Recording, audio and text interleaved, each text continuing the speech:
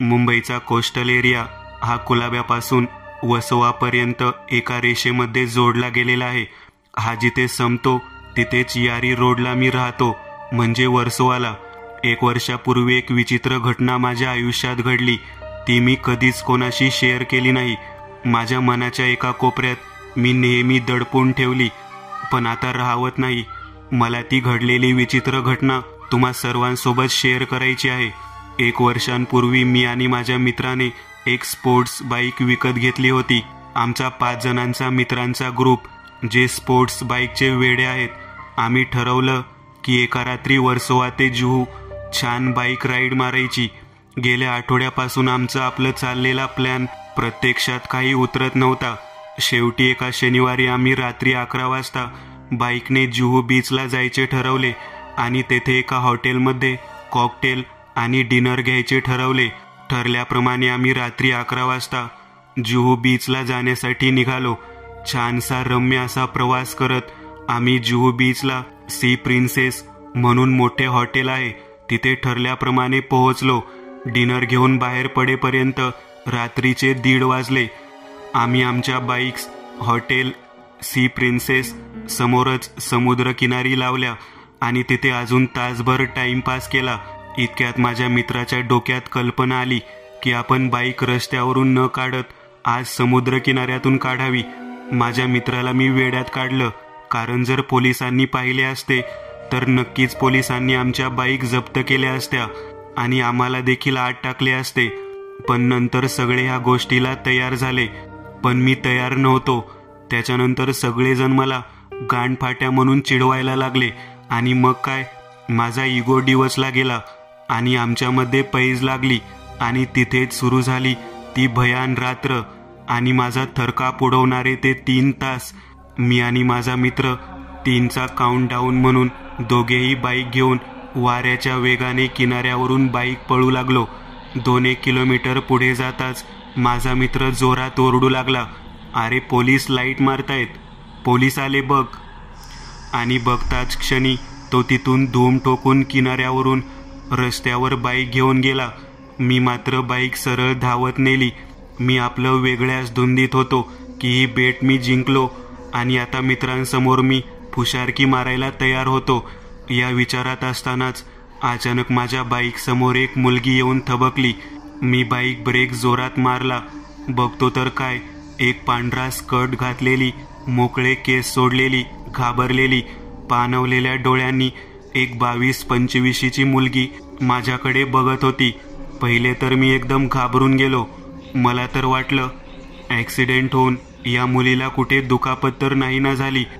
मी तिला काही विचारायला जाणार इतक्यातच ती माझ्या समोर येऊन तिने माझा हात पकडला आणि मला विनवणी करू लागली, मुझे प्लीज मदद कीजिए, मुझे आपकी मदद की ज़रूरत है, मुझे यहाँ से लेके चलिए. मी तिला विचारले, हुआ क्या है? तर ती म्हणाली, मैं वो आपको बाद में बताता हूँ, मैं वो आपको बाद में बताती हूँ, पहले आप मुझे मेरे घर लेके चलिए. मी तिला विचारलं, आपका नाम क्या है और आपको किस बात का डर है? ती म्हणाली, मेरा नाम नैना सुभेदार है. मी तिला विचारलं, मराठी आहेस का आणि कुठे राहतेस? पण ती प्रचंड घाईमध्ये होती. ती मला म्हणाली, हो दादा, मी मराठी आहे, प्लीज मला मदत करा, मला घरी घेऊन चला. एक 22-25ची मराठी मुलगी मला दादा पण म्हणते आणि माझ्याकडे मदतीसाठी विनवण्या देखील करते. हे बघून मला देखील राहवलं नाही आणि मी काहीच विचार न करता तिला बाईकवर बसायला सांगितलं. ती माझ्या बाईकवर बसली. मी तिला विचारलं, कुठे राहते? ती म्हणाली, 7 बंगलो. त्या ठिकाणाहून 7 बंगलो काही लांब नव्हतं, त्यामुळे मी जास्त लांब जावं लागणार नाही या गोष्टीवर तरी खुश होतो. मी किनाऱ्यावरून बाईक रस्त्यावर घेतली. 2-3 किलोमीटर जरा थोडं पुढे जातोच तर बघतो तर काय, 2 पोलीस काठी घेऊन उभे होते. इतक्यात पाठून ती मुलगी म्हणाली, प्लीज बाईक थांबवू नका, लवकर चला. मी तिला म्हणालो, तसं नाही करता येणार, लेन खूप छोटी आहे, त्यांना जर संशय आला तर ते आपला पाठलाग करतील आणि आपण पकडले जाऊ. इतक्यात समोर ट्रॅफिक पोलीसचा एक जण माझ्या बाईक समोर येऊन थबकला. त्याने मला विचारलं, काय रे, काय बडबड करतोय? आणि गाडीचे आरसे नीट कर. कुठे चालला? घेतली आहेस का? बाईक बाजूला घे आणि उतर. जसं तो म्हणाला बाईक बाजूला घे, मला कळलं हा खूप टाईम घेणार. मी तशीच बाईक रेस केली आणि तिथून धूम ठोकली. पाठून ती मला थँक्यू म्हणाली. जरा थोडं पुढे जाऊन ती बोलली, इथून समोरच्या लेनने राईट घ्या, लास्टवाला. अक्षरा नावाचा माझा बंगलो आहे. मी तिला ओके म्हणालो आणि राईट घेऊन शेवटच्या बंगल्याच्या गेटसमोर येऊन माझी बाईक थांबवली. बघितलं तर माझ्या बाईकचे आरसे विरुद्ध दिशेने फिरले होते आणि अजूनपर्यंत माझ्या हे लक्षातच आलं नव्हतं. नंतर मला आठवलं की तो पोलीस हवालदार मला म्हणालेला की बाईकचे आरसे नीट कर. ते सरळ करत माझ्या दिशेने ॲडजस्ट करत मी तिला विचारलं, हाच का तुझा बंगला? आणि आरशात मी पाहिलं तर पाठी बाईकवर कोणीच नव्हतं. मी वाकडे तिकडे होत माझी मान फिरून पाठी बघितलं तर खरंच कोणी नव्हतं. मी पूर्ण परिसरात बाईकवर बसल्या बसल्या नजर मारली तर दूर दूरपर्यंत कोणी दिसत नव्हतं. अरे 2 मिनिटांपूर्वी माझ्या पाठीमागे बाईकवर बसलेली एक मुलगी अचानक अशी कुठे गायब झाली? मी बाईक स्टँडवर लावून खाली उतरलो. आजूबाजूचा परिसर बघू लागलो. इतक्या समोरच मला अक्षरा नावाची पाटी असलेला तो बंगला दिसला. मी विचार करतोय ही मुलगी अचानक गेली कुठे? मी तिला हाक मारायला गेलो तर मला तिचं नावच आठवेना. मी तिच्या बंगल्याच्या दिशेने जायला निघालो. बेल वाजवली तर कोणी दरवाजा उघडत नव्हते. इतक्यात मी दरवाजा ढकलून पाहिला तर दरवाजा उघडा होता. आता मात्र मला भीती वाटत होती. मला असं वाटू लागलं की मी कसल्या तरी नसत्या फंद्यात पडतोय की काय. मी हळूवार दरवाजा ढकलत आतमध्ये शिरलो. फोनमध्ये डिम अंधूक लाईट चालू होती, पण बऱ्याच काही वस्तू त्या पिवळसर अंधूक उजेडात स्पष्ट दिसत होत्या. घरातील बऱ्याच वस्तू खाली पडल्या होत्या तर काही वस्तू अस्ताव्यस्त पसरल्या होत्या. तेव्हा कुठेतरी मला जाणवलं या घरांमध्ये नक्कीच काहीतरी अघटित घडलेले आहे. मी तिथे आवाज दिला, कोणी आहे का? आणि इतक्यात मला तिचं नाव देखील आठवलं. मी पुन्हा एकदा हाक मारली, नैना, नैना घरी आहेस का? पण कोणाचाच होकार येत नव्हता. तो डुप्लेक्स बंगला होता. मी पायऱ्या चढत वर जात होतो. इतक्यात मला भिंतीला लागलेले रक्ताच्या हाताचे ठसे दिसले. आता मात्र मी पूर्णपणे घाबरून गेलो. माझ्या कपाळावरून घामाची धार वाहू लागली. मी तसाच घाबरागुबरा होऊन अर्धवट चढलेली पायरीवरून पुन्हा खाली उतरू लागलो आणि त्या बंगल्याच्या मेन डोअरच्या दिशेने पळू लागलो. त्या गडबडीत माझा हात भिंतीला लावलेल्या एका फ्रेमवर लागला आणि मी त्या फ्रेम सकट जिन्यावरून खाली पडलो. जिन्यावरून पडल्यामुळे माझ्या ढोपराला मार लागला होता आणि मी कळवळून उठत होतो. इतक्यात माझी नजर त्या पडलेल्या फ्रेमवर पडली. ती अर्धवट फुटलेली काचेची फ्रेम मी उचलून पाहिली तर माझ्या पायाखालची जमीनच सरकली, कारण त्या फ्रेमवर हार घातलेला नैनाचा फोटो होता. हो, तीच नैना जी तासाभरापूर्वी माझ्या बाईकवर माझ्या बरोबर बसलेली. माझं तोंड सुकून गेलं. हातपाय थरथरत होते. डोक्यावर तारे चमकत होते. अंग अचानक ताप आल्यासारखं गरम झालेलं. त्या फ्रेमवर नुसता हारच नव्हता घातला तर जन्म 1990 आणि मृत्यू 2010 असं देखील लिहिलेलं. हे बघता क्षणी माझा मेंदू एखादी व्हिडिओ फिल्म रिवाइंड होते तसा रिवाइंड होत 1 तास पाठी गेला. मोकळ्या किनाऱ्यावर बाईक चालवणारा मी जिथे 2 किलोमीटरचा परिसर डोळ्यासमोर दिसतो तिथे अचानक ही मुलगी माझ्या बाईक समोर आली कुठून? मला अडवलेल्या त्या पोलीस हवालदाराने मला असे का म्हटले होते की काय बडबड करतोय? कदाचित त्याला मी बाईकवर एकटाच दिसत होतो. माझ्या बाईकचे आरसे हे सरळ होते, ते अचानक उलटे कसे झाले?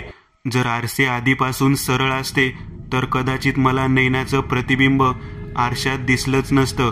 ती नैनाची आत्मा होती का माझ्या मनाचा भ्रम आहे? असे बरेच प्रश्न माझ्या डोक्यात फिरू लागले. पण एक मला जाणवत होतं की मी येथे येण्यामागे नक्कीच काहीतरी कारण होतं. मी स्वतःला सावरत कसाबसा उभा राहिलो. इतक्यात मला एका स्त्रीचा विव्हळण्याचा आवाज आला. मी आवाजाचा कानोसा घेतला. तो आवाज बंगल्याच्या वरच्या मजल्यावरून येत होता, जेथे मी काही क्षणापूर्वी पायरी चढून जात होतो. मी धडपडत पुन्हा पायऱ्या चढत वरच्या मजल्यावर जाऊ लागलो. आता विवळण्याचा आवाज स्पष्ट ऐकायला येत होता. वरच्या मजल्यावर 4 रूम होत्या आणि त्या एका रूम मधून विवळण्याचा आवाज स्पष्ट येत होता. मी थरथरत्या हाताने दरवाजा उघडला आणि दरवाजा उघडून बघतो तर काय, माझ्या डोळ्यासमोर एक मिडल एज स्त्री रक्ताच्या थारोळ्यात पडली होती. मी दरवाजा उघडताच क्षणी ती माझ्याकडे हात करून मला एकच वाक्य बोलली, हेल्प मी. मी पूर्ण सुन्न झालेलो. मला काहीच कळत नव्हतं की हे काय चाललंय. मला तर आता अक्षरशः रडायला येत होतं. मी तिच्या जवळ गेलो. बघितलं तर काय, तिच्या पोटातून रक्त वाहत होतं. जणू कोणी तिच्या पोटावर चाकूने वार केले होते. जसे मी तिच्या जवळ गेलो तर तिने मला बाल्कनीच्या दिशेने हात करून दाखवलं.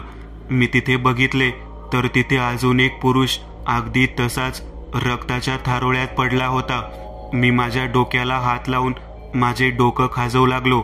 मला कळतच नव्हते मी काय करू. डोळ्यातून अश्रू वाहत होते. माझं स्वतःचं अंग भट्टीसारखं गरम झालं होतं. मी माझ्या जीन्समधला मोबाईल काढला. मी 100 डायल देखील केलं, पण पोलिसांना कॉल लावायची माझी हिंमत होत नव्हती.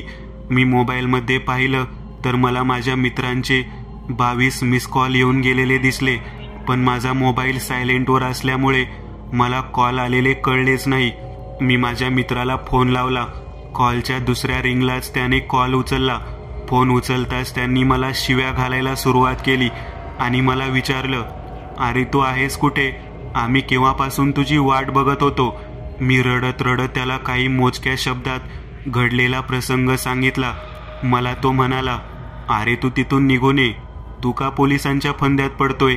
रक्ताच्या थारोळ्यात पडलेल्या बाईने माझा हात पकडला आणि ती पुन्हा विवळत म्हणाली, प्लीज हेल्प मी. तिने बेडवर बोट करून दाखवलं. मी नजर टाकली तर बेडवर मोबाईल होता. मला काय करू खरंच कळत नव्हतं. मला मदत देखील करायची होती आणि दुसरा विचार माझ्या मनात हा देखील येत होता की मी कोणत्या नसत्या पोलीस केसमध्ये तर नाही ना अडकणार. पण मला काय झालं माहीत नाही. मी तो मोबाईल उचलला आणि तिच्या हातात द्यायला गेलो तर ती अस्पष्ट आवाजात म्हणाली, please please call doctor Salunke. Me contact लिस्टमध्ये जाऊन डॉक्टर साळुंकेचा नंबर काढला आणि डॉक्टर साळुंके यांना फोन लावला. पहिले त्यांनी फोन उचलला नाही. मी पुन्हा तोच नंबर डायल केला. झोपलेल्या आवाजात डॉक्टर साळुंके म्हणाले, हां मीना मॅडम बोला. मी घडलेला प्रसंग त्यांना सांगितला. डॉक्टर साळुंके अवाक झाले.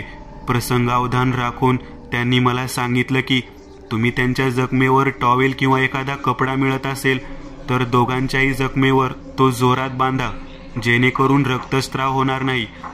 मी रडवेला आवाजात त्यांना हो म्हणालो आणि त्यांना विनंती केली की प्लीज लवकर या. फोन कट करत मी त्याच रूममध्ये असलेल्या बाथरूममध्ये शिरलो.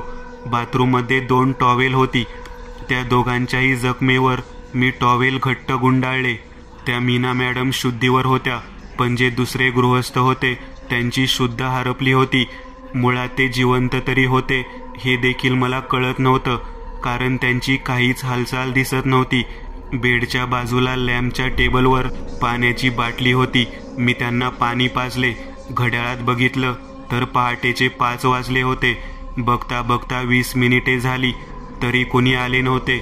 आता मीना मॅडमची देखील शुद्ध हरपत चालली होती. मी त्यांच्या गालावर थाप मारून त्यांना जागा राहण्यासाठी सांगत होतो. आता हळूहळू ती सफेद गुंडाळलेली टॉवेल देखील रक्ताने लाल झालेली. ते दोघेही अजूनही तसेच जमिनीवर विवळत पडले होते. मी डॉक्टर साळुंकेंना फोन लावणार इतक्यातच मला ॲम्ब्युलन्सचा आवाज बाल्कनीतून आला. मी धावत खाली उतरलो. समोरच एक गृहस्थ उभे होते. मी त्यांना विचारलं, डॉक्टर साळुंके का? ते म्हणाले, हो. आणि इतक्यातच 2 कंपाऊंडर स्ट्रेचर घेऊन समोर आले. डॉक्टर साळुंकेंनी विचारलं, कुठे आहे ते? मी त्यांना माझं बोट दाखवून वरच्या दिशेने जाण्यास सांगितले. डॉक्टर साळुंके आणखी 2 कंपाऊंडर धावत वर गेले. केवळ 5 मिनिटांमध्ये त्या दोघांनाही स्ट्रेचरवर ठेवून ॲम्ब्युलन्समध्ये बसवलं गेलं. डॉक्टर साळुंके मला म्हणाले की तुम्ही पण चला, तुमची हॉस्पिटलमध्ये गरज लागेल. मी मागचा पुढचा कसलाच विचार न करता ॲम्ब्युलन्समध्ये बसलो. अगदी 5-1 मिनिटात वर्सोवा मेट्रो स्टेशनच्या थोडं पुढे एका हॉस्पिटलमध्ये आम्ही उतरलो. त्या दोघांनाही माझ्या समोरच ऑपरेशन थिएटरमध्ये नेण्यात आले. डॉक्टर साळुंके मला म्हणाले, तुम्ही इथे बसा, आणि ते देखील स्वतः ऑपरेशन थिएटरमध्ये गेले. मी बाजूलाच एका चेअरवर बसलो. मी खूप थकलो होतो. 3 तासात एवढं काही घडून गेलेलं की आयुष्यात असं काही घडेल ह्याचा तीळ मात्र पण विचार केला नव्हता.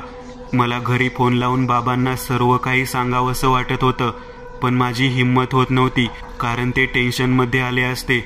मी देवाकडे फक्त एकच प्रार्थना करतो की त्या दोघांच्याही जीवाला काही होता कामा नये, कारण त्या दोघांना काही झालं असतं तर मी अडकणार होतो.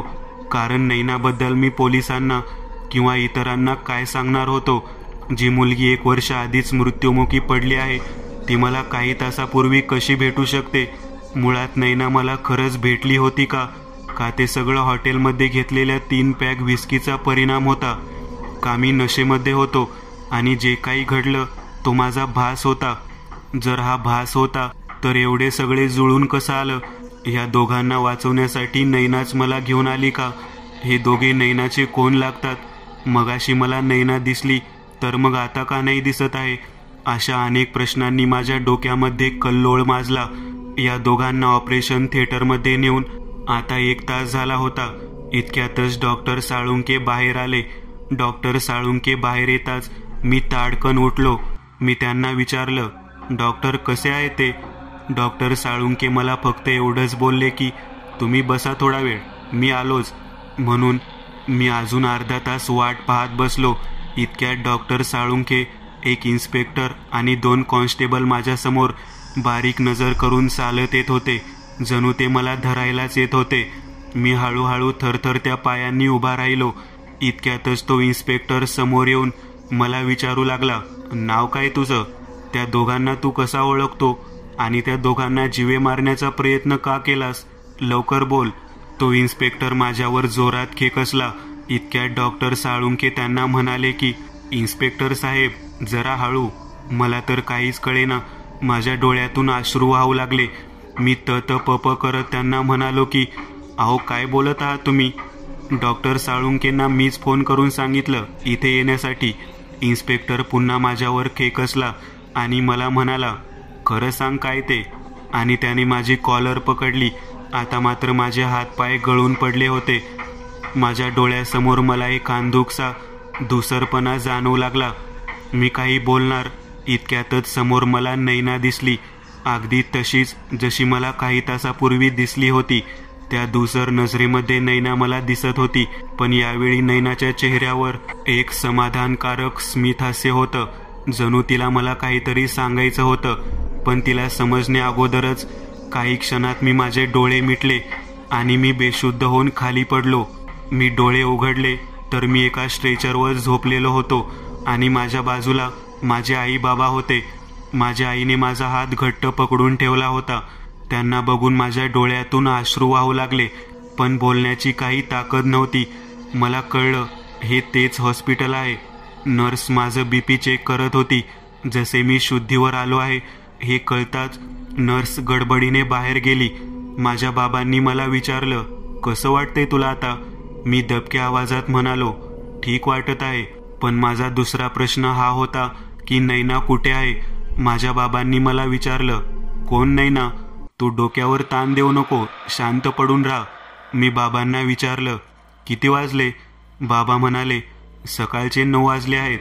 बाबा मला म्हणाले, तू पूर्ण 1 दिवस बेशुद्ध होतास राजा, आणि आज सकाळी आता तुला शुद्ध आली आहे. मी अजून काही विचारायला जाणार इतक्यात डॉक्टर साळुंके दरवाजा उघडून माझ्या समोर आले. डॉक्टर साळुंकेंनी माझ्या कपाळाला हात लावून आणि माझ्या छातीला स्टेथोस्कोपने चेक करून मला विचारलं, काय मग हिरो, कसं वाटतंय आता? दबक्या आवाजात मी बोललो, मी बरा आहे. पण नैना कुठे आहे? मला ती दिसलेली. मी शुद्ध हरपायच्या आधी मी तिला पाहिलेलं. हा प्रश्न विचारताच डॉक्टर साळुंकेच्या चेहऱ्यावरचे हावभाव थोडे गंभीर झाले. ते मला म्हणाले. इतक्यात मी त्यांना दुसरा प्रश्न विचारला, पोलीस कुठे आहेत? ते मला तुरुंगात तर नाही ना टाकणार? डॉक्टर साळुंके मला हसत म्हणाले, नाही रे बाबा, किती प्रश्न विचारशील, जरा आराम कर. अजून 1 दिवसानंतर मला त्या हॉस्पिटलमधून डिस्चार्ज मिळाला त्या एका दिवसामध्ये मी डॉक्टर साळुंखेंना आणि माझ्या आईबाबांना मीना मॅडम आणि ते दुसरे गृहस्थ कसे आहेत हा प्रश्न 3-4 वेळा विचारला, पण त्यांनी काही उत्तर दिले नाही. आता या प्रसंगाला 1 महिना पूर्ण झाला होता. ह्या 1 महिन्यामध्ये एक क्षण असा गेला नाही की मला नैनाचा चेहरा आणि घडलेला प्रसंग डोळ्यासमोर येणं थांबलं होतं. माझी चलबिचल अवस्था माझ्या आईबाबांना पाहवत नव्हती. ना धड जेवण जात होतं, ना कशात लक्ष लागत होतं, कारण माझ्या डोक्यातले प्रश्न हे अर्धवटच राहिले होते. त्यांना उत्तर अजूनही मिळाली नव्हती. मला आठवते, रविवारचा दिवस होता. दुपारी अचानक डोरबेल वाजली आणि डॉक्टर साळुंखे घरी आले होते. डॉक्टर साळुंखेंनी पुन्हा मला विचारलं, काय हिरो, कसा आहेस, येऊ का आत? चहा पाणी झाल्यानंतर त्यांनी मला विचारलं, मला एक सांगशील, त्या रात्री नेमकं काय झालं होतं? तू अक्षरा बंगल्यावर कसा पोहोचलास? डॉक्टर साळुंखे मला पुढचा प्रश्न विचारायच्या आधीच मी त्यांना अडवलं आणि त्यांना विचारलं, पहिले मला सांगा, मीना मॅडम आणि ते दुसरे गृहस्थ कसे आहेत? डॉक्टर साळुंखे स्मित हास्य देत म्हणाले, they both are fit and fine now. आणि ते दुसरे गृहस्थ मीना मॅडमचे हजबंड आहेत बरं का. मी त्यांना म्हणालो, मला त्या दोघांनाही भेटायचे आहे. तर डॉक्टर साळुंखे हसत म्हणाले, अरे तुला त्यांना भेटण्यापेक्षा त्यांना असं झाले की ते तुला केव्हा भेटत आहेत. मी म्हणालो, मग केव्हा भेटायचं? डॉक्टर साळुंखे म्हणाले, काही दिवस थांब, ते आताच कुठे रिकवर झाले आहेत. मी विचारलं त्या दोघांना, जीवे मारण्याचा प्रयत्न कोणी केला होता? डॉक्टर साळुंखे म्हणाले, त्याची तू चिंता करू नकोस. ज्यांनी त्यांची हालत केली आहे ते आता तुरुंगात आहेत. डॉक्टर साळुंखे म्हणाले, चल मग निघू मी. मी हो म्हणून मान हलवली, पण अजूनही माझ्या प्रश्नांची उत्तर मला मिळाली नव्हती आणि मी डॉक्टर साळुंखेंना त्यांच्या प्रश्नांची उत्तरं ह्यासाठी दिली नाहीत, कारण पहिले मला मीना मॅडमशी ह्या विषयाबद्दल बोलायचं होतं. 1 आठवडा असाच गेला. बरोबर शनिवारी दुपारी मला माझ्या मोबाईलवर एक कॉल आला. मी म्हणालो, हॅलो कोण? समोरून आवाज आला, मीना बोलते. मी काही सेकंदासाठी एकदम स्तब्ध झालो. मी काय बोलू हे मला कळत नव्हतं. इतक्यात मीना मॅडमनी मला विचारलं, कसं आहेस म्हणून. मी म्हणालो, मी बरा आहे, तुम्ही कशा आहात? आणि तुमचे मिस्टर कसे आहेत? त्या म्हणाल्या, एकदम फर्स्ट क्लास, आणि आज आम्ही जिवंत आहोत फक्त तुझ्यामुळे. त्यांचा आवाज ऐकून मला असं वाटलं त्यांना कुठेतरी भरून आलं, पण त्यांनी स्वतःला सावरत मला विचारलं, तुला जेवणामध्ये काय काय आवडतं? मी म्हणालो, म्हणजे? तर त्या हसत म्हणाल्या की उद्या तू आमच्या घरी जेवायला येणार आहेस तुझ्या आईबाबांबरोबर. मी म्हणालो, पण तुमची तब्येत? मीना मॅडम म्हणाल्या, त्याची तू चिंता करू नकोस, आमची छानशी एक शेफ आहे जी तुला हवं ते खाऊ घालेल. त्यांना मी म्हणालो, असं काही नाही, मला काहीही चालेल, गोड पदार्थ मला आवडतात. तर त्या हसत मला म्हणाल्या की चल मग, उद्या 1 वाजता बरोबर आमच्या घरी येणार आहेस. मी तुला ॲड्रेस मेसेज करते. दुसऱ्या दिवशी सकाळीच मी उठलो. मीना मॅडम आणि त्यांच्या मिस्टरांना भेटण्यापेक्षा मला माझ्या डोक्यात चाललेल्या प्रश्नांचे वादळ शमवायचे होते, म्हणून मी त्या दोघांना भेटण्यासाठी खूप उत्सुक होतो. मीना मॅडमच्या घरी माझी आई येऊ शकली नव्हती, पण माझे वडील माझ्या बरोबर आले होते. मी पुन्हा एकदा अक्षरा बंगल्यावर पोहोचलो आणि मनात धस झालं, कारण त्या दिवशीची रात्र मला आठवत होती. मीना मॅडमनी दरवाजा उघडला आणि मला घट्ट मिठी मारली. मीना मॅडमच्या मिठीत एक प्रकारे मला माझ्या आईचीच ऊब जाणवली. असं वाटलं रक्ताचं नाही, पण काहीतरी जन्मोजन्मीचं नातं आहे आमच्या दोघात. मी सोफ्यावर बसलो. ते घर पुन्हा एकदा माझ्या नजरेत सामावत होतो. त्या रात्रीचं घर आणि आताचं घर यामध्ये खूप जमीन आसमानचा फरक होता. मी मीना मॅडमला विचारलं, तुमचे मिस्टर? मीना मॅडम म्हणाल्या, ते त्यांच्या रूममध्ये आहेत, सध्या व्हीलचेअरवर आहेत आणि डॉक्टरांनी आराम करायला सांगितलं आहे. असं बोलून त्यांनी मला आणि माझ्या वडिलांना चहा आणि स्नॅक्स ऑफर केला. इतक्यात माझं बाजूला लक्ष गेलं. नैनाच्या शोपीस सारख्या फ्रेमवर मी ती फ्रेम हातात घेतली. त्या फोटोमध्ये नैना खूपच सुंदर दिसत होती. तोच निरागस चेहरा आणि तेच निरागस हास्य. अर्ध्या तासातच आमचा जेवणाचा कार्यक्रम आटपला. आश्चर्य म्हणजे या अर्ध्या तासाच्या जेवणामध्ये त्या प्रसंगाबद्दल एक शब्दही नाही काढला गेला. बोलणं होतं ते फक्त आपापल्या जीवनाबद्दल. मी तोंड धुवून आणि हात पुसून पुन्हा सोफ्यावर बसलो. मीना मॅडम आल्या आणि म्हणाल्या, वर आमच्या रूममध्ये येतोस का? ह्यांना तुला भेटायचं आहे म्हणून. मी बाबांकडे बघितले. बाबा म्हणाले, जा तू भेटून ये, मी इथेच बसतो. मीना मॅडम आणि मी त्याच पायऱ्यांवरून चढून वर गेलो. त्या भिंतीला आता नैनाची ती फ्रेम नव्हती जी माझ्याकडून फुटलेली. मी मीना मॅडमच्या रूममध्ये गेलो. त्यांचे मिस्टर व्हीलचेअरवर शांत बसले होते. त्यांनी मला जवळ बोलावलं आणि माझ्या पाठीवर शाबासकीची थाप मारली आणि मला बोलले, ब्रेव बॉय, आणि माझ्या गालावर हात ठेवून मला थरथरत्या ओठांनी म्हणाले, थँक्यू सो मच. हे बोलताना त्यांचे डोळे पाणावले होते आणि बघता क्षणी त्यांच्या डोळ्यातून अश्रू टपाटप ओघळले. इथे मीना मॅडमचे देखील डोळे पाणावले होते. मीना मॅडम मला म्हणाल्या, ये, मी तुला नैनाची रूम दाखवते. मीना मॅडम नैनाबद्दल भरपूर काही विचारायचं होतं, पण कसं विचारू, माझं धाडसच होत नव्हतं. बाजूचीच रूम नैनाची होती.